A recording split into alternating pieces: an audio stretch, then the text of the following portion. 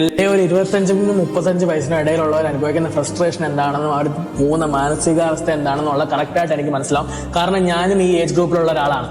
Mental health ആയിക്കോട്ടെ, physically ഉള്ള പ്രശ്നം ആയിക്കോട്ടെ, ഉറക്കമില്ലായ്മ ആയിക്കോട്ടെ, ഫൈനാൻഷ്യൽ ഇൻസ്റ്റബിലിറ്റി ആയിക്കോട്ടെ, അങ്ങനെ എല്ലാ കണ്ടീഷൻസിലും നമ്മൾ വളരെയധികം ഒരു സ്ട്രെസ് അനുഭവിക്കുന്ന ഒരു സമയമാണ് 25-35 ഇടയിൽ.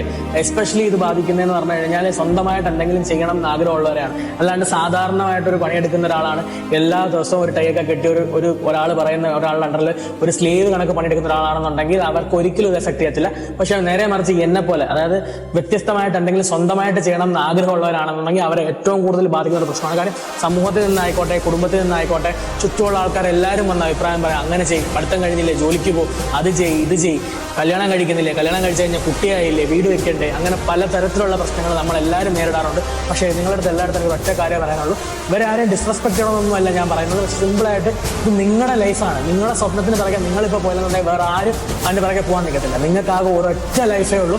അത് നിങ്ങൾ ചൂസ് ചെയ്യുന്ന രീതിയിൽ നിങ്ങൾക്ക് പോകാൻ പറ്റണം.